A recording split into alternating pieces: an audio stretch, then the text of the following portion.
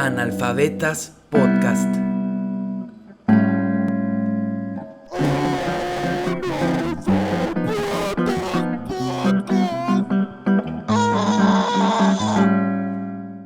Hola, ¿qué tal? Bienvenidos a otro episodio más de Analfabetas Podcast. Y wow, y la verdad es un episodio, o sea, todos son grandes episodios, ¿no? Pero como que tienen diferentes grandezas, ¿no? Y el de hoy es especial porque, bueno, como ya les he comentado en varios episodios, pues yo estudio literatura y pues ahí vemos periodismo. Y pues una como que referente del periodismo aquí en Yucatán, pues es Katia Rejón. Gracias. Y es la invitada del día de hoy. Y pues ya la conocerán de seguro por sus proyectos de Memorias de Nómada. Tienes ahí un espacio en la Jornada Maya. Uh-huh. Y pues así está increíble. Y bueno, quisiera pues comenzar pues preguntándote, ok, como que tenemos siempre una idea de periodismo. Creo que lo más práctica es así como lo que sale todos los días. Uh-huh. Como el diarismo, ¿no? Exacto. Ajá. Y lees y dice, fulanito de tal Ajá. hizo no sé qué tal cosa. Ajá. Y ya. Y bueno, ahorita que como que te acercas quizás al estudio del periodismo, te das cuenta que hay muchos... La Jazz haciendo su intervención. Hay como que muchos géneros, muchas formas de hacer periodismos y sobre todo muchas perspectivas, ¿no? Uh-huh. Para ti, ¿cómo entiendes el periodismo? Wow, empezamos con una pregunta Sí. difícil. Sí, me hago preguntas muy generales, Sí. pero es para que ahí te inspires. Bueno, el periodismo es un trabajo que conlleva una gran responsabilidad, ¿no? Creo que es de esos trabajos que son casi un servicio social, ¿no? Y es muy difícil entenderlo así en el día a día porque, pues, sobre todo en estos momentos nos informamos de forma gratuita, ¿no? Claro. Y nunca pensamos en cuánto cuesta una noticia ni cuánto trabajo hay detrás.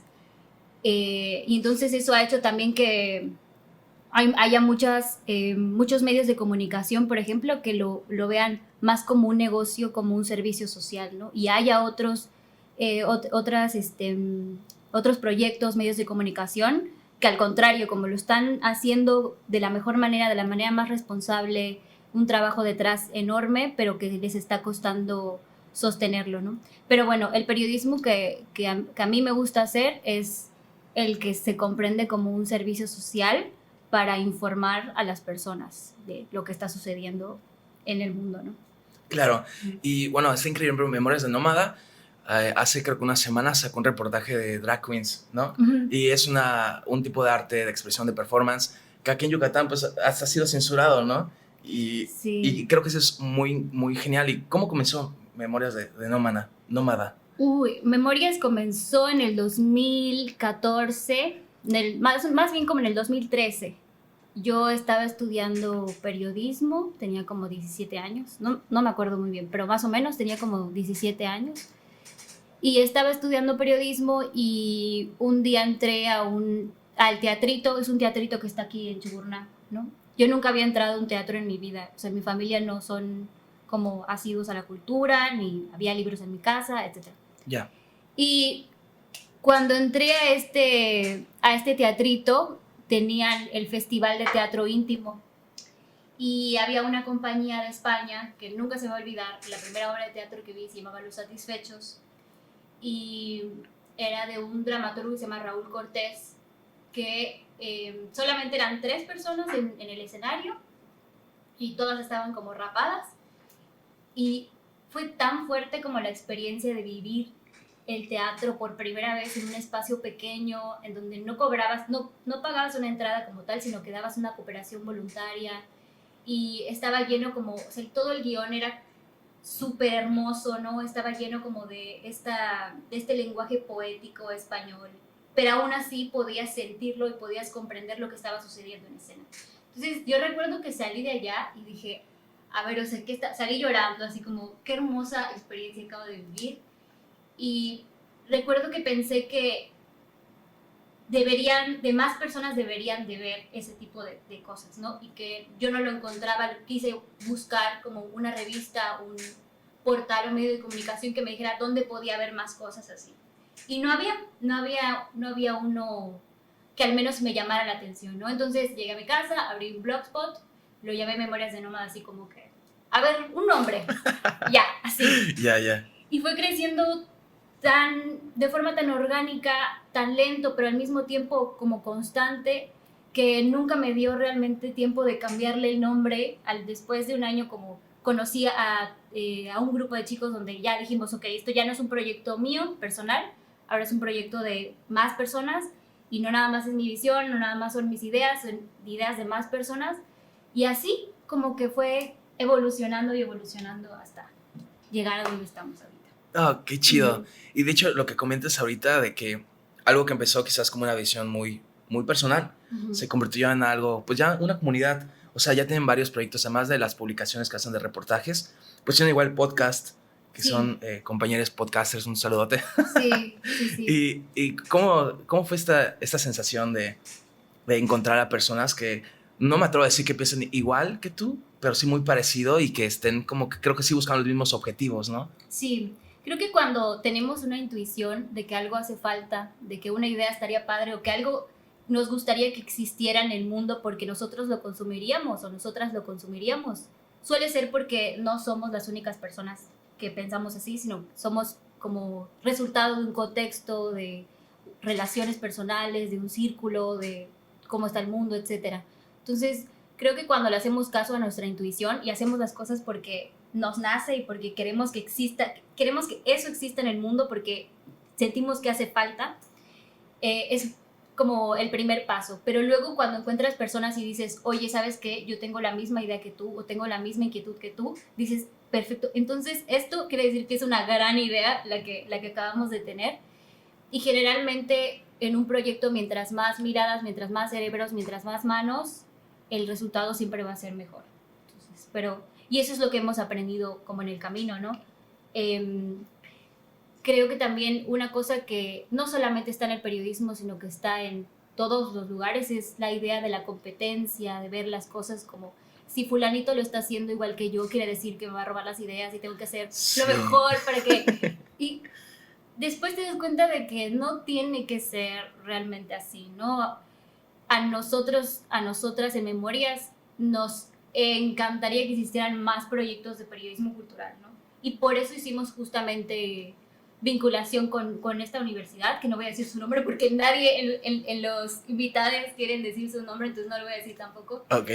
Pero hicimos vínculos también con la comunidad estudiantil, porque queremos escuchar las cosas que les está como intrigando, las cosas de las que quieren escuchar, las que quieren ver, porque también hacia allá nos gustaría como sumarnos, ¿no? Si están yendo hacia allá también queremos ir nosotros. Ya, ¿y cuántos años ya tiene Memorias? Como unos... 6, como tal, porque empezamos a contarlo desde el 2014, cuando no eran míos, sino era de varias personas. Acabamos de cumplir en diciembre pasado 6 años.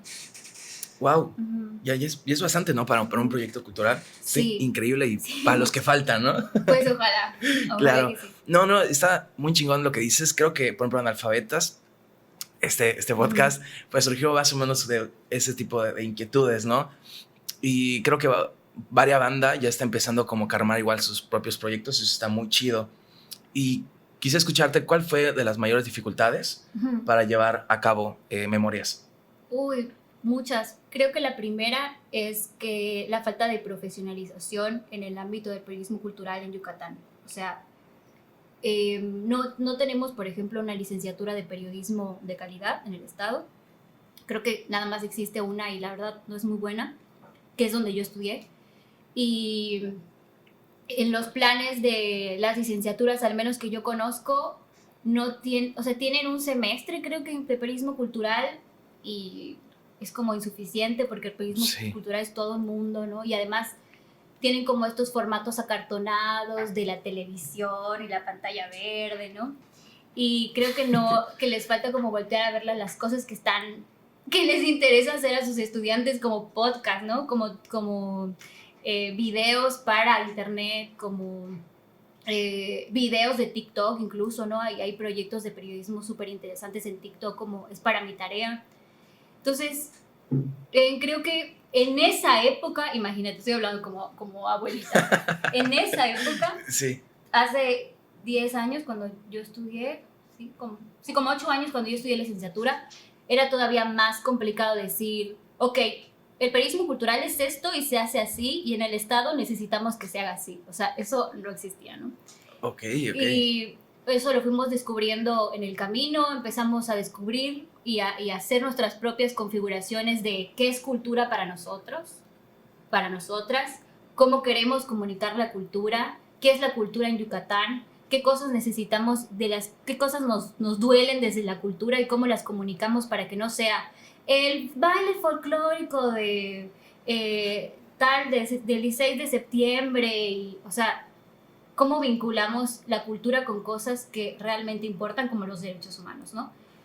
Y creo que eso, como encontrar nuestra voz, encontrar nuestro enfoque, cómo configurar nuestra pasión con las cosas que necesitamos conversar en el contexto en el que vivimos, junto con la profesionalización, junto con el hecho de que también nos digan, es que Memorias de Nómada es tu juguete, ¿no?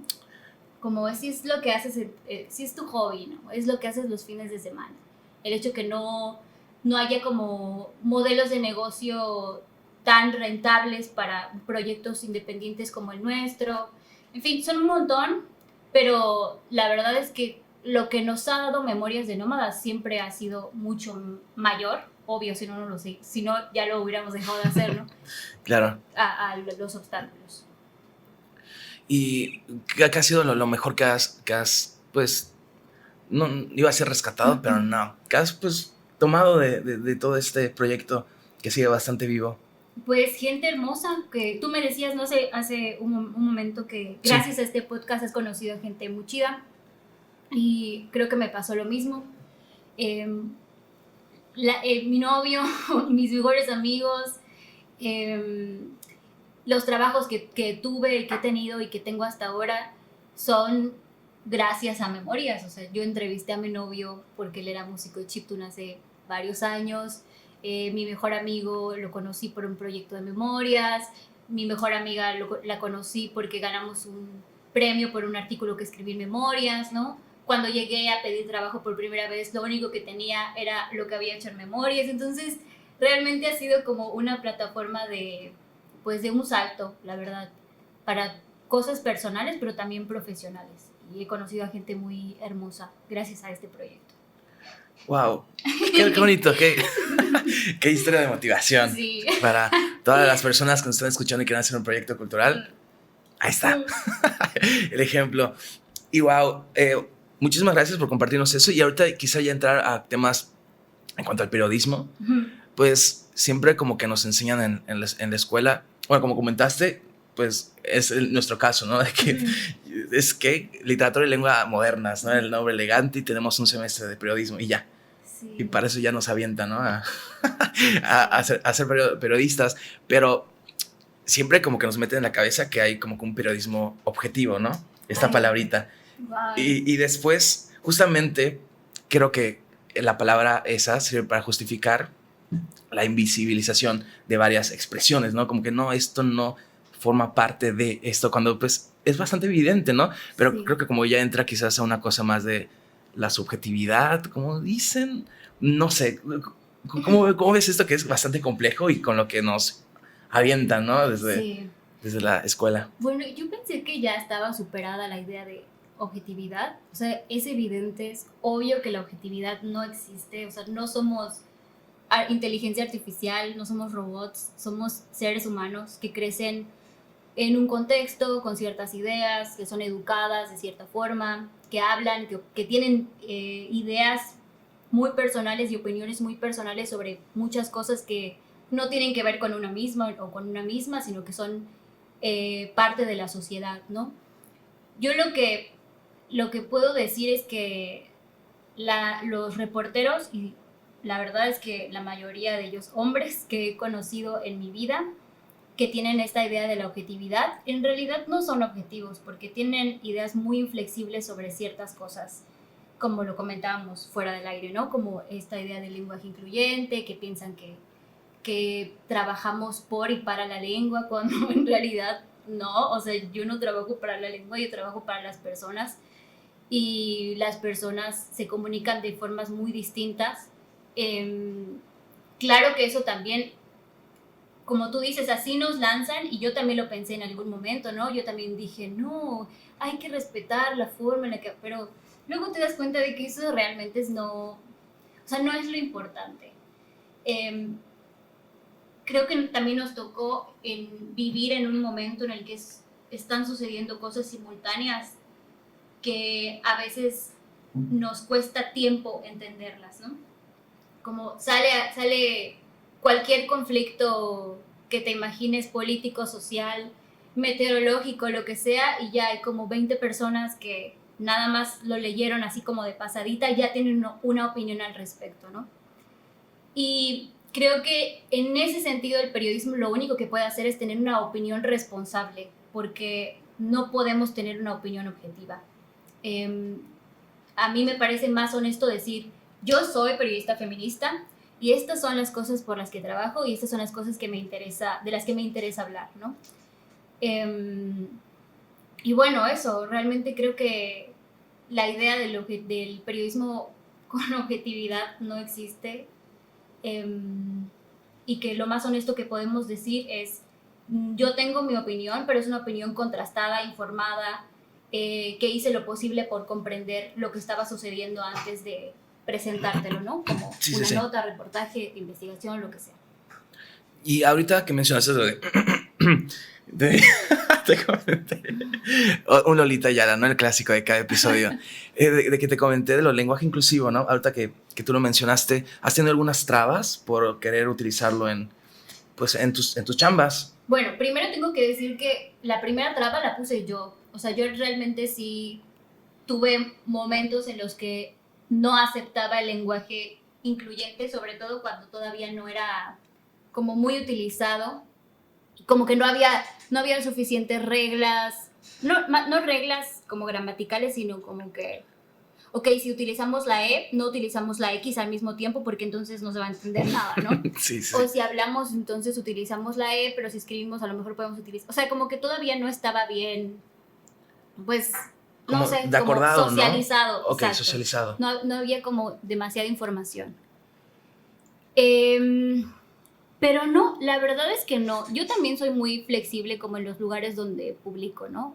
Si voy a publicar en un periódico, suelo utilizar personas en lugar de ella, ¿no? Pero si voy a publicar, por ejemplo, en Malvestida, a lo mejor donde tienen una apertura mucho más grande para el lenguaje incluyente, ahí sí lo pongo.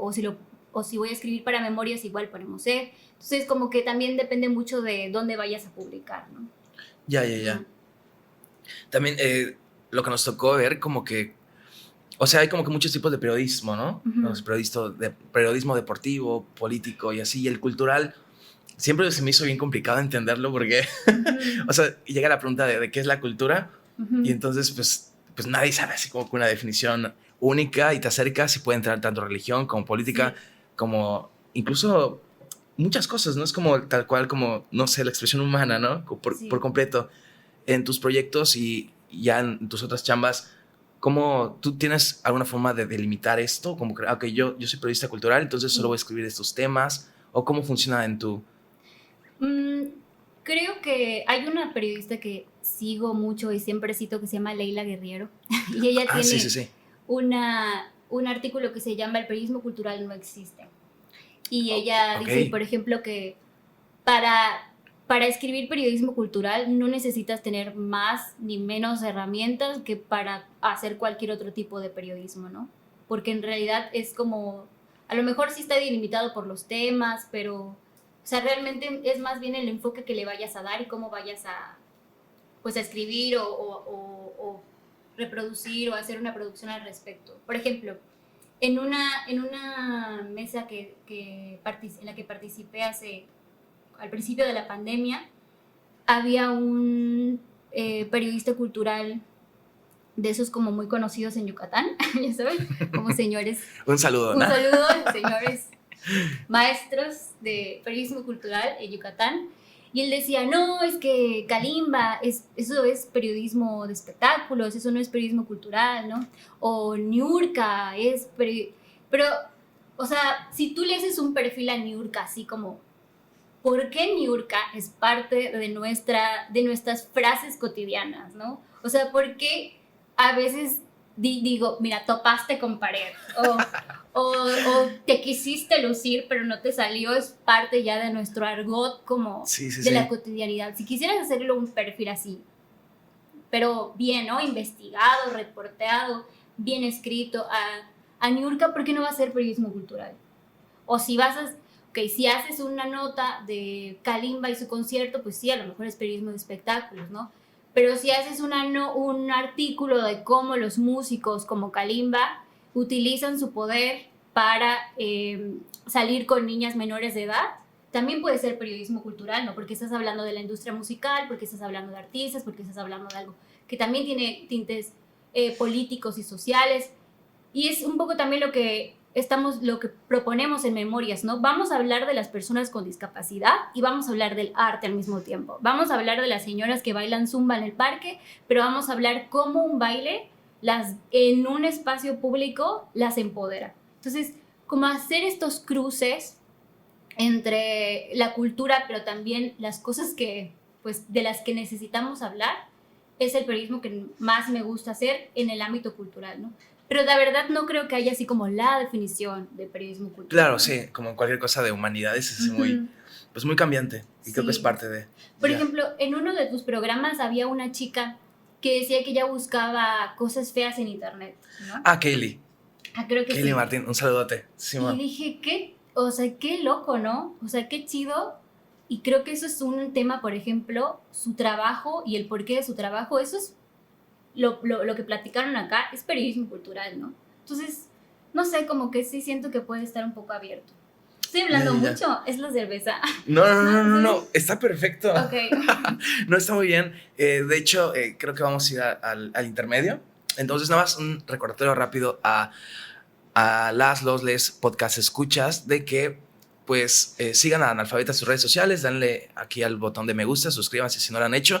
Y Katia, ¿cuáles son tus redes? Me pueden buscar en Instagram como Ola de Fuego. Ok, aquí va a aparecer. Y en Twitter como Katia Rejón. Va, ¿tienes alguna página o donde subes tus escritos y así? No, pueden seguir a Memorias de Nómada. Claro. En todas las redes. Sí, esas igual las vamos a poner aquí. Okay. Y pues nos vemos en un ratón. Gracias. Bye.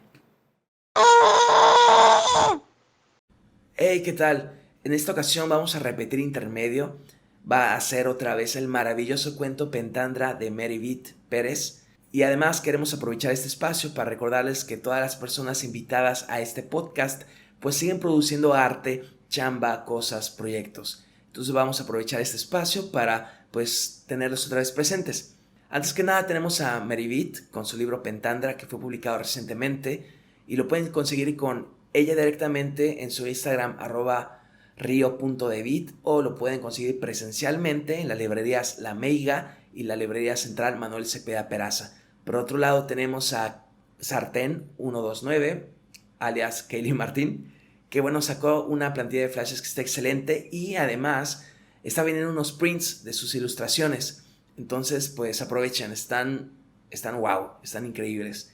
También tenemos a Sauce Llorón, que este sábado 14 a las 6 p.m. tiene un evento junto con su banda Los Detectives, que van a tocar música, va a ser un concierto, va a haber una cooperación monetaria y también van a vender bebidas, comida, etcétera, etcétera. Va a ser un concierto muy hermoso. También, quizás no son invitadas del podcast, pero vale la pena mencionar que este viernes 13 de agosto a partir de las 11 en el Parque de San Juan, pues se convoca a todas las personas a una protesta por todos los hechos trágicos ocurridos en torno al caso de José Eduardo.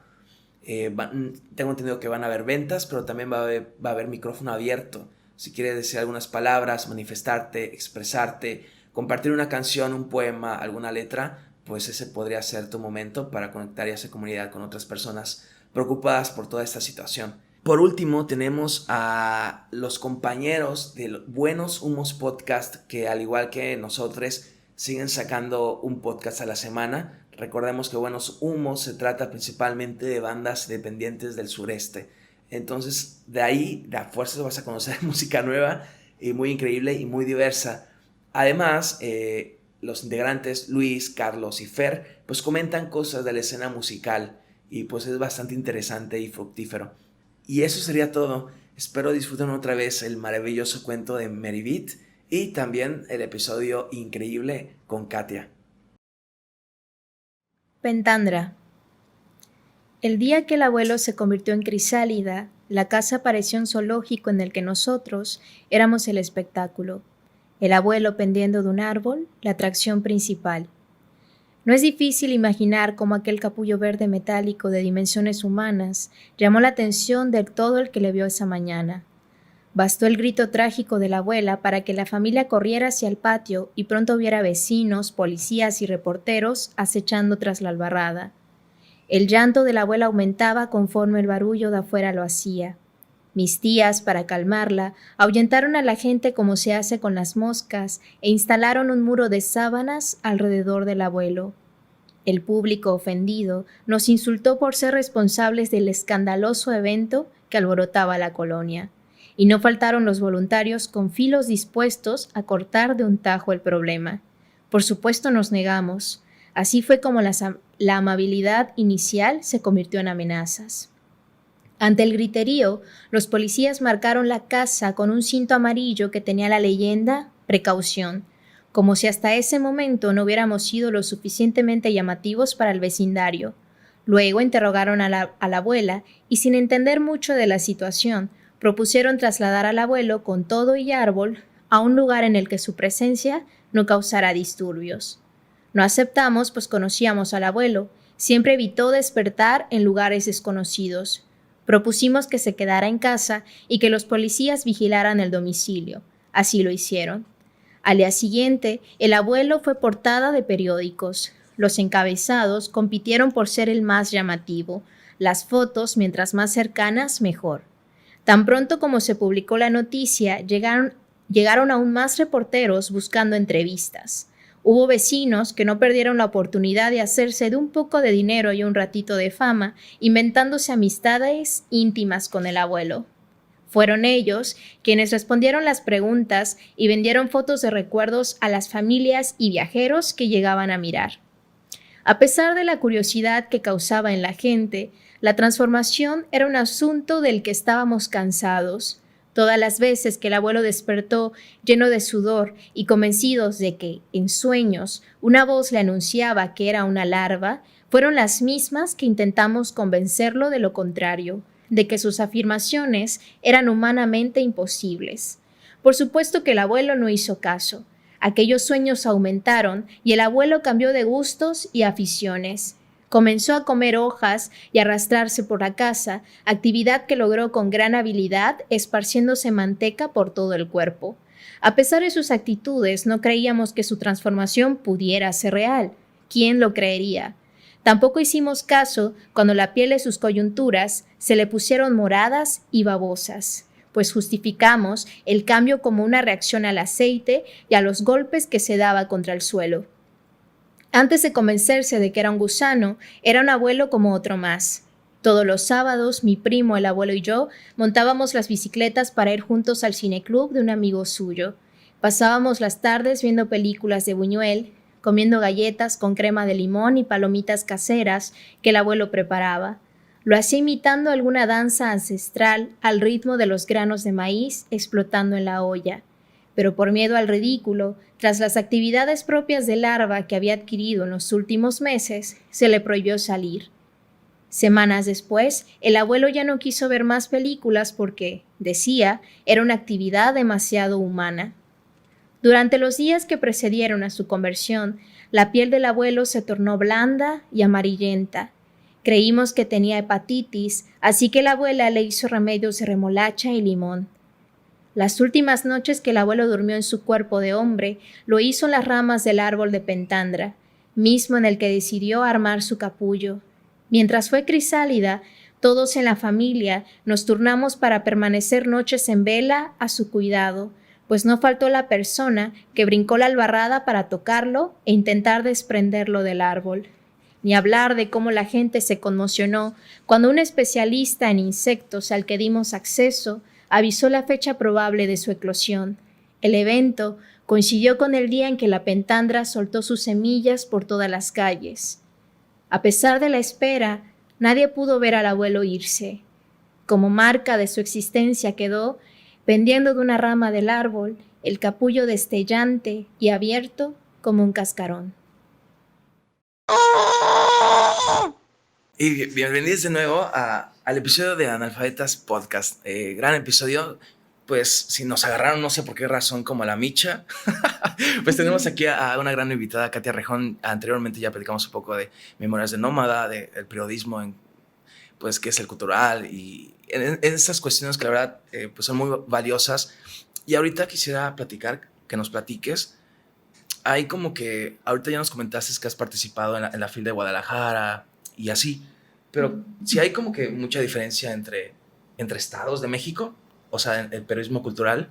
O sea, no sé, en otros estados hay como que más proyectos tipo Memorias de Nómada, o literalmente estamos como que yendo así a la par. Ya, pues depende. La verdad tampoco es que conozca como el ambiente cultural de todo el país. Sí, sí, sí. Pero por ejemplo en Guadalajara sé que hay una revista que se llama Ciudad Olinca, que hace como un cruce entre cultura y patrimonio, que está muy chévere. En la Ciudad de México, bueno, pues ahí sí hay bastantes revistas culturales interesantes, alternativas, independientes. Y bueno, lo que sí te podría decir es que sí hay como un, no sé cómo llamarlo, no sé si un despertar, si es como un nuevo movimiento de periodismo cultural feminista. Hace como el año pasado, de hecho, Ok. recibí un correo electrónico de una chica de Colombia que estaba haciendo su tesis en la Universidad de Colombia, de Bogotá, sobre periodismo cultural feminista. Y había visto lo que hicimos en Memorias y nosotros no nos asumíamos como periodismo cultural feminista, pero decíamos, bueno, hacemos periodismo cultural y somos feministas, ¿no? Y ella estaba haciendo como toda una tesis sobre cómo como concepto, esta tríada es algo que existe en América Latina y que cada vez está agarrando como más fuerza, ¿no? Hace poquito presentó su tesis, nos invitó y al final creo que ella contabilizó unos 60 revistas de periodismo cultural feminista en Iberoamérica, porque creo que también había una en España, y estudió 5, ¿no? Ahí estaba Pícara Magazine, Muy Guaso, Colibrí, que además está en la coalición Latam con Memorias, y otros 2 que no me acuerdo, y está Memorias y otros 2. Pero entonces sí, o sea, sí hay como, no sé si es nuevo, no sé si apenas lo estamos como descubriendo, pero sí hay un periodismo cultural feminista y ya hay como los primeros pasos para investigar qué es. Claro. Oye, igual te quería preguntar, pues igual eres escritora, ¿no? Sacaste en esta editorial Cuadribio un libro y igual siempre como que hay esta noción de que, ok, para el periodismo hay que separar como que tu escritura de los hechos tal cual, ¿no? Sí. Como que así. Sí. ¿Y cómo, o sea, primero que nada, es posible como que hacer eso? Ya vimos que pues no tanto, ¿no? ¿Y tú cómo lidias con eso? ¿Sí tratas como que se vayan a quizás algunas marcas de tu escritura o no, quizás es más como automático? ¿Cómo pasa eso? Creo que la gran diferencia está que cuando escribo literatura o algo parecido a literatura, pues estoy hablando como más desde mí. Y cuando hago periodismo estoy hablando y estoy interpretando historias de otras personas. Y si bien ya platicamos que no existe la subjetividad, sí hay que ser muy responsables en las cosas cómo comprendemos y cómo preguntamos las cosas, porque al final es como sumergirnos en la vida de alguien o en la vida de un grupo de personas o en la vida de un acontecimiento y tratar como de salir lo más empapados posibles para dejar todo en el papel o en los formatos que se utilicen. Y en cambio, y es como, primero hay que entender lo que estamos haciendo antes de hacerlo. Y cuando escribo poesía, por ejemplo, es al contrario, ¿no? No sé a dónde voy, no estoy segura de lo que estoy sintiendo. Generalmente es para traducir una emoción, algo que no sé nombrar, y entonces empiezo como a escribir para explorar sobre lo que estoy sintiendo, lo que estoy pensando. Y eso es como más tiene que ver conmigo que con otra persona. Y pues, Claro. Pero, por ejemplo, en el libro de Notas de Jardinería hay un poema que empieza así como, no me acuerdo exactamente las palabras, pero era: la bióloga del Museo Silvestre me dijo que la naturaleza nunca se recupera después de una devastación. Y eso me lo dijeron literal, o sea, no una bióloga del Museo Silvestre, pero sí me lo dijo una bióloga de los arrecifes marinos del Sisi. Y cuando ella me dijo eso, ella estaba hablando obviamente de cómo los arrecifes, una vez que chingan a su madre, pues ya es muy difícil como regresar a ellos. Pero cuando ella lo dijo, yo dije, ok, está hablando de mi corazón, ¿no? Entonces, como nunca puedes evitar que haya un cruce entre las cosas que la gente te está confiando. Porque hay veces que cuando cubres, por ejemplo, cosas que tienen que ver con dolor, o no con dolor, pero sí con una alegría muy personal, no puedes salir como si no te hubieran tocado, ¿no? O sea, y eso es algo también que yo me pregunto, la gente, bueno, los periodistas que hablan de objetividad, ¿se han sentado frente a una mujer que está llorando algo que le cambió la vida por completo? Porque yo no entiendo cómo pueden hablar de objetividad frente a una persona que está destrozada, ¿no? Y que está contándote su historia porque está confiando en ti, porque necesita hablarlo, necesita decirlo y porque no le queda de otra más que contárselo a una extraña para que se haga visible o para que se publique o para lo que sea. Y es cuando dices, no, la verdad es que no entiendo de qué están hablando. Sí. O sea, ¿cómo no vas a sentir subjetividad cuando alguien está llorando, cuando alguien está contándote algo tan personal, ¿no? Claro. Entonces, sí, o sea, es muy difícil, pero sí hay una diferencia como en el proceso de la escritura. Claro. ¿Y qué vino primero? Empezaste primero a escribir periodismo cultural y ya después te acercaste a la poesía, o desde, no sé, morrita hacías ahí tus poemas y después vino lo otro. no sé. Sí, o sea, yo escribo desde que recuerdo. Ok. Siempre creo que me gustó leer y escribir. Siempre. Y yo escribía a diario, sobre todo. O sea, escribía como, hoy me pasó esto, ¿no? Y esa era como mi escritura y mis ejercicios de escritura. Entonces, más o menos igual, yo digo, ¿qué aconteció? Ya. Y ahorita, quizá que nos platiques un poco, igual lo pueden checar, que ahorita estás publicando en La Jornada Maya, una serie de reportajes en donde vas a colonias y cuentas como que la historia de las colonias mediante las personas, ¿no? Y hubo, creo que el alemán, ¿no? No me acuerdo muy bien cómo era el título, si me lo recuerdas, pues estaría genial, pero el punto es que la construyeron las mujeres, ¿no? Sí, creo que Colonia Alemana, el último barrio de Mérida, fue construido por sus mujeres.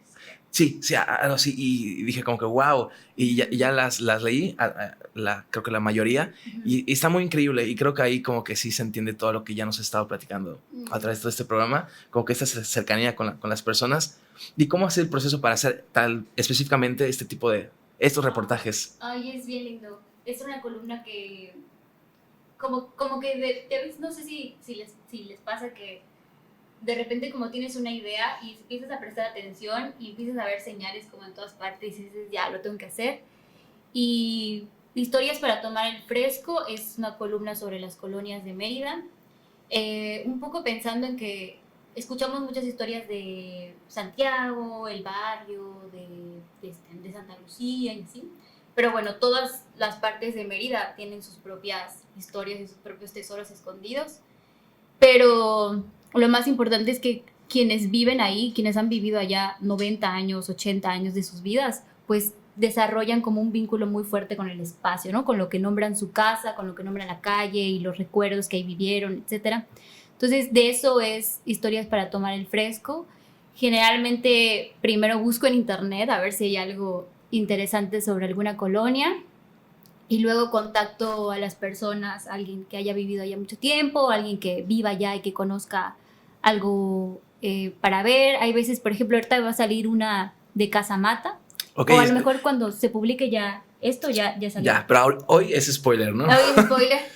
Va a salir la de Casamata y la colonia Sarmiento, y ahí literal tuve que ir porque no conocía a nadie que viviera en la colonia y preguntar a los vecinos. Y es muy bonito porque me pasó con la colonia México, la Alemán, perdón. Ok. Al principio como las personas dicen así como que, pero es rápido, porque, o sea, tengo cosas que hacer. Y sí, que no sé qué. Y cuando le empiezan a preguntar de cosas de ellos, o sea, de su vida, de sus recuerdos, de su familia, de lo que comía cuando tenía 10 años, ya dicen, no, tengo todo el tiempo del mundo para ti, ¿no? Y se emocionan, ¿no? Y se Decir, ¿verdad? emocionan, sí, esa señora me dijo, ¿no tienes otra pregunta más? Y yo, sí, señora, tengo muchas. Y creo que eso es súper, súper, súper bonito. Algo igual que me gustaría decir es que generalmente se ve al periodismo cultural como algo que pues no está tan trascendente, ¿no? Así como mientras el mundo se está muriendo y hay guerras en Medio Oriente, pues estamos aquí escribiendo sobre las memorias de doña Lupita, ¿no? Pero creo que sobre todo ahora necesitamos también historias de cómo, o sea, más bien necesitamos como contenidos de cosas que han salido bien, ¿no? De cosas que son ejemplos de cómo se pueden resolver problemas que son mucho más profundos. Y la verdad lo disfruto mucho, o sea, disfruto mucho sentándome y escuchando las historias de cuando su abuelito le decía que no sé qué. Es algo muy lindo, ¿no? Y tal cual el proceso para acercarte a las personas es así de que, hola, soy Sí. periodista y qué pena, ¿no? Sí, sí. Sí. Sí, porque obviamente muchas te dicen, no, pues estoy ocupado o no te puedo ayudar, ¿no? Y tú tienes que hacer así como labor de convencimiento de, es que si alguien me puede ayudar es usted, porque usted lleva 50 años viviendo aquí, ¿no? Y entonces dicen, bueno, está bien, tiene razón, yo sí te puedo ayudar, yo soy la persona que necesitas. Entonces, igual como que de entrada las personas piensan que no tienen nada importante que decir.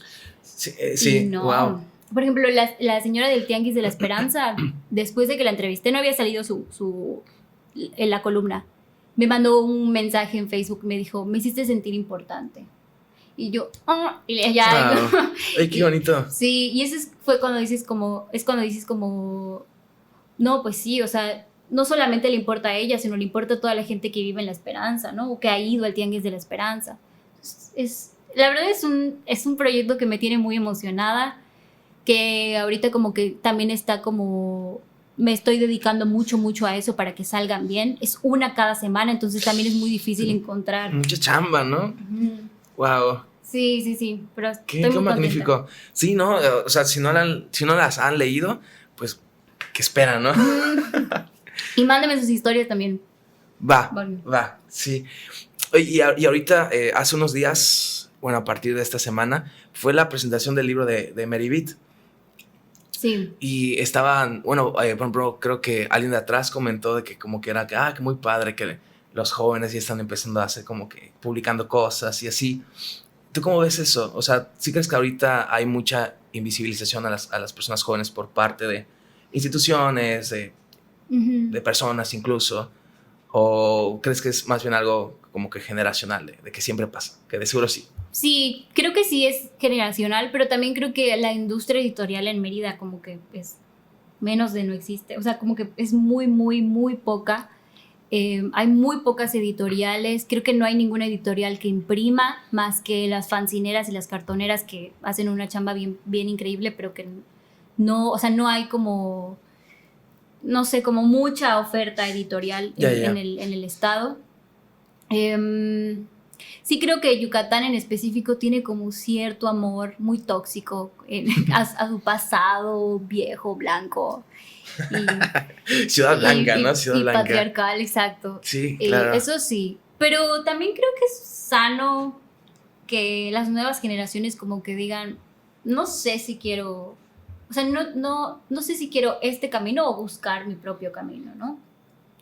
También creo que, por ejemplo, el libro de Meredith contó con personas súper talentosas que no están en esos circuitos de los que estamos hablando, ¿no? De gente blanca, vieja. Y eso sí. También está muy chido, ¿no? Nidia. Nidia, un saludote. Sí. Es maravillosa, Nidia, y ella ya tiene un trabajo, es maestra. O sea, sí hay personas que están en espacios institucionales y que están abriendo las puertas a las nuevas generaciones. Eso, súper sí. Ya. Wow, sí. Sí, o sea que sí pasa como que cuando somos jóvenes, o sea, es que... ¿Cuántos años tienes? Sí, no, bien, 21 años. 21. Y pues estoy como que saliendo de la universidad y es así como que ese periodo de, oye, ¿cómo le voy a hacer, no? Sí. ¿Cómo le voy a hacer? Y sobre todo, o sea, ves cosas ya construidas y como que todavía en proceso y como que sí, te preguntas bastantes cosas, ¿no? Como que cómo voy a a entrar. Igual lo que comentas, o sea, pues todo el machismo, el clasismo de Mérida, sí es como que un gran, pues un gran tope. Y lo peor es que están en instituciones y, bueno, en el mismo gobierno, ¿no? Uh-huh. Entonces... Pero también es muy padre ver cómo ya lo podemos decir en tantos espacios, ¿no? Y lo puedes decir incluso, digo, es la primera vez que los veo en persona, pero sí que lo puedo decir aquí, ¿sabes? Es como, sí. Hay espacios también como de convivencia, de libertad de expresión, de momentos chidos, y eso también hay que valorarlo un montón. Sí, y de hecho, como mencionaste, ya hay como que nuevos medios que creo que son incontrolables por parte de esos lados, o sea, el internet, ¿no? Que están tan maravilloso. Y de hecho, hace un ratito lo comentaste de que hay mucha banda, periodistas así, muy experimentados, que creo que se niegan a entrar a esos espacios, o que los denigran, ¿no? Como que hay TikTok, es una gente que baila. Sí. Pero comentaste que, pues no, es otro espacio más, nuevas oportunidades, y creo que como que se puede adaptar, obviamente, el periodismo a estos medios. Sí. Totalmente. Siempre escucho como de parte como de periodistas, bueno, no siempre, porque siempre hay excepciones, ¿no? Hay periodistas de vieja guardia que han sido súper inspiradores para las nuevas generaciones y los habrá en todos los momentos de la vida. Pero es muy común escuchar como esto de pesimismo, ¿no? Ya me salió una ahorita, ya me lo conté. Como este pesimismo del periodismo de no, los valores se están perdiendo y el lenguaje se está deteriorando. Y ahora que cualquiera pueden ser periodistas, ciudadanos. Pero no, o sea, por ejemplo, yo conozco como proyectos tan chingones de periodismo que están en Instagram, en Twitter, ¿no? Que están en TikTok, que no están en TikTok, pero hacen TikTok y comparten información súper chida y no están haciendo el ridículo, ¿no? Es como, no, o sea, están llegando muchísima gente que a lo mejor en este momento los medios tradicionales no están llegando y están compartiendo información valiosa a una generación que no se va a poner a leer el periódico impreso. Entonces, yo no le veo mucho sentido como a denigrar los formatos nuevos porque son eso, son formatos. El contenido, si es de calidad, puede ser en un periódico, puede ser en un TikTok, puede ser en un Reel, puede ser en una Story, ¿no? Y también así como hay contenido chafa en todos estos formatos nuevos, ha habido y sigue habiendo contenidos chafas que se están imprimiendo ahorita en las imprentas para salir en los periódicos de mañana. O sea, que no vengan a decir que son los formatos, ¿no? Entonces, pues eso. Oye, y o sea, igual como que hay mucha banda que exagera y dice que el periódico va a acabar, o sea, el periódico impreso. Uh-huh. ¿Tú crees que sí o nada? Exageran. Ay, no sé. No sé. No sé, porque, por ejemplo, El País, que es como uno de los periódicos más así grandes y que también hacen cosas chidas, pues sí, ya no se imprime, ¿no? ¿Ya no? Es digital nada más. Pero las revistas, a lo mejor las publicaciones periódicas sí tengan como más futuro. Pero la verdad no sé si el diarismo en medios impresos. Sí. La verdad, no sé. No te preocupes. Oye, y ya para terminar, quisiera, pues un espacio, algunas palabras que quisiera decir al final. Es un espacio abierto, no sé, invitaciones, sugerencias, groserías a alguien. No, pues si alguien quiere dedicarse al periodismo y está viendo este podcast, pues que sepa que hay muchos caminos y muchas redes, ¿no? Que como otras cosas también se está revolucionando, ¿no? Hay ya redes de periodistas, hay ya mujeres periodistas que se están apoyando entre nosotras. No sé, que hay más caminos que antes para empezar en esto y sí es difícil, pero la verdad es que nada, si es lo que les gusta hacer, nada va a sustituir el levantarte cada mañana y decir, tengo muchas ganas de trabajar, ¿no? Y sí, por eso como que yo siempre a mis hermanitas y a amigas más jóvenes siempre les digo, ustedes estudien de verdad algo que les vaya a dar como satisfacción y ganas de levantarse todos los días y hacer el trabajo, ¿no? Porque, no sé, yo he intentado hacer muchas cosas y la verdad soy pésima en todo lo demás, entonces eso hace un poco más fácil el que me dedique a esto, pero sí creo que es un campo que cada vez necesita voces más honestas, más comprometidas y más responsables. Entonces, mientras más seamos, mejor. Qué bonito. Éntrenle al periodismo.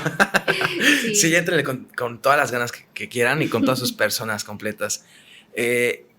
Y bueno, de parte de Analfabetas, pues muchísimas gracias, la verdad. O sea, me emociona mucho porque somos fans. Ay, Somos fans de tu chamba y de ti. Y pues está Gracias. chido que vengas a este proyecto que todavía está empezando y que pues a ver hasta cuánto. De aquí a 6 años. De aquí a 6 años. Ya 6 años ya se acabó, ¿verdad? No, que dure bastante. Sí. Y es eso, pues, a los que nos están escuchando, pues muchas gracias por escuchar. No se les olvide seguir a Katia en sus redes sociales y leerla sobre todo. Y a Analfabetas para que pues este proyecto pueda seguir avanzando. Y pues eso es todo. Muchísimas gracias.